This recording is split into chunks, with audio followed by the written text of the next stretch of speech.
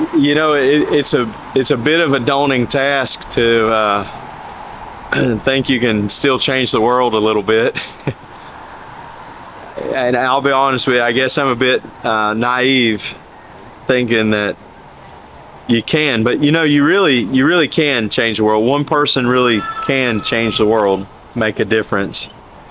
We've had the opportunity to meet with some folks today. It's been a real blessing to do so. Our last meeting with Congressman Adderholt, I love that guy. Like, he's engaged, he's involved, he's into it. It was such a pleasure to meet with Congressman Mike Rogers today, and his involvement in bringing opportunity to our state, particularly to the Madison and the Huntsville area with the space defense programs which, man, when I was a kid, I couldn't wait. I was there in 1989 when Buzz Aldrin and Michael Collins and Neil Armstrong bounced a laser beam off the moon. What was it, the 30th anniversary of the Apollo mission?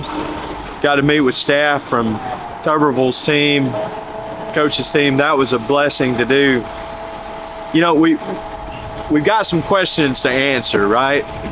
Some of the questions are organizations, people like Alabama Department of Public Health. Why are you advocating to bring in programs to teach kids?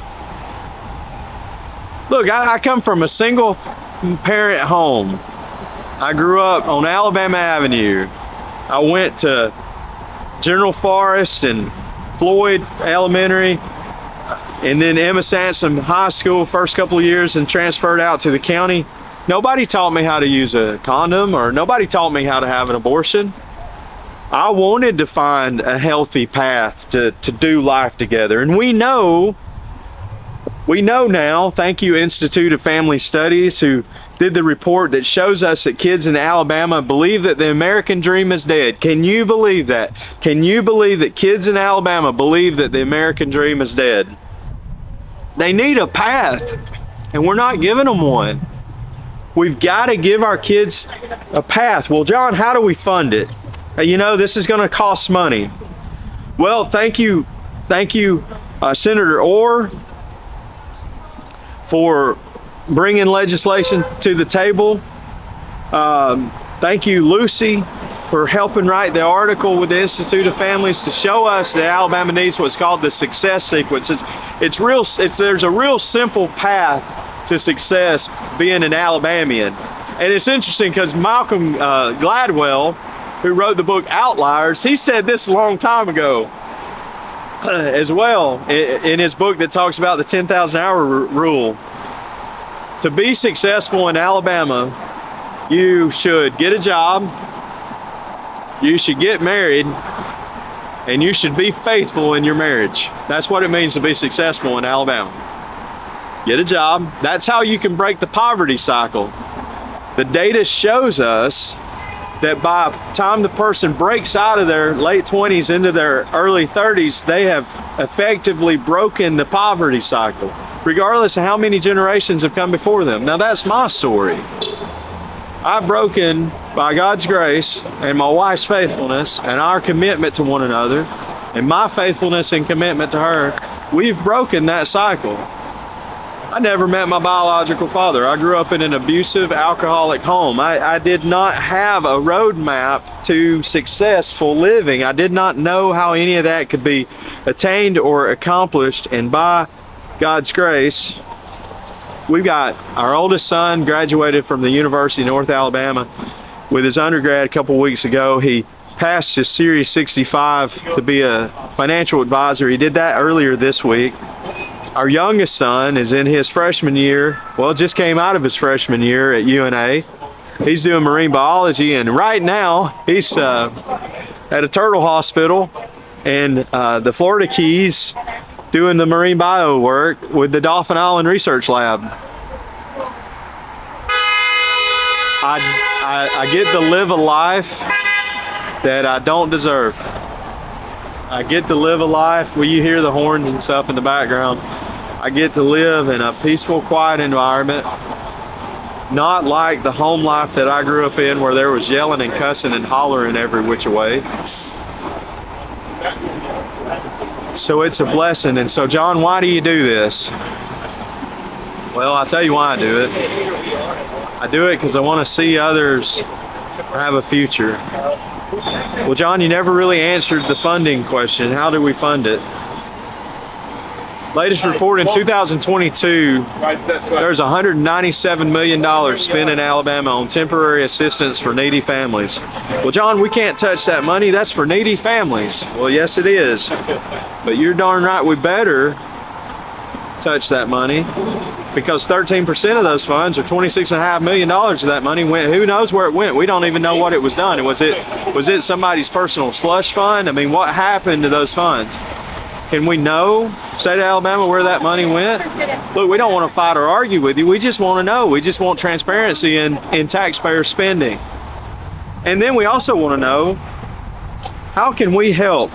Life That Counts is a previously federally funded nonprofit organization that exists to help students make better decisions for more healthy outcomes. What's that mean? We want kids to back into the future success that they see for themselves. So let's take some of these fundings.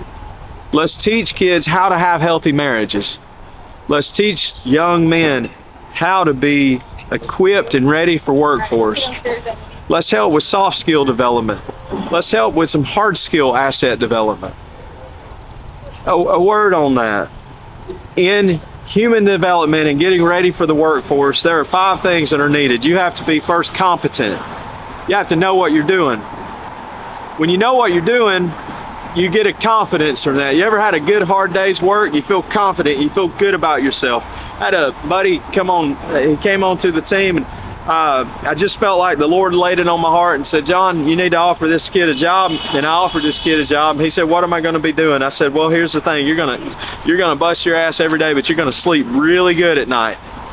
He said, all right, when do I start? I said, tomorrow at 7. He was there.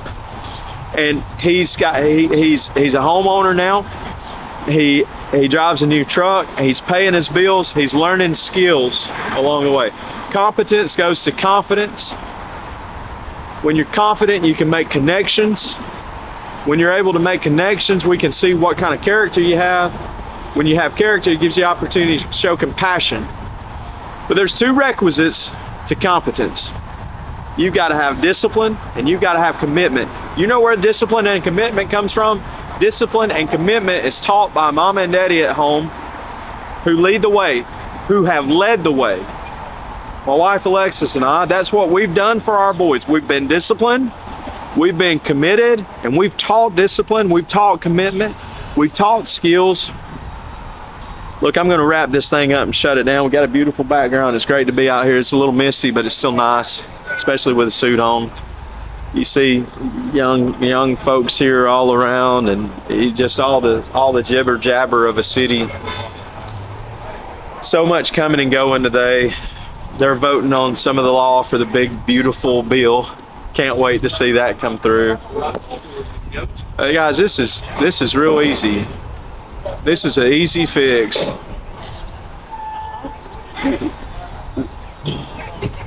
I know some of the study around the sexual risk avoidance education community says we've got to keep our values out of it. But I am convinced that there is a value system that is driving to teach kids how to use condoms and to teach kids how to have abortions. Now, my grandmother advocated for my abortion once upon a time. And my mother, by the grace of God, held on to me. And I'm forever grateful for that. When we partner, when we just acknowledge that there's a way to do things. You get a job, you get married, you start a family. That's the success sequence. And I want to thank all of those who were involved with the Institute for Family Studies. I want to thank you for pointing out the previous work of Life That Counts, and how we've used federal dollars to provide a roadmap for kids who otherwise would not know what they were doing or where they were going. It's great to be here. Beautiful day. And Abraham told me he was hungry, so I guess it's time I wrap up and we go eat.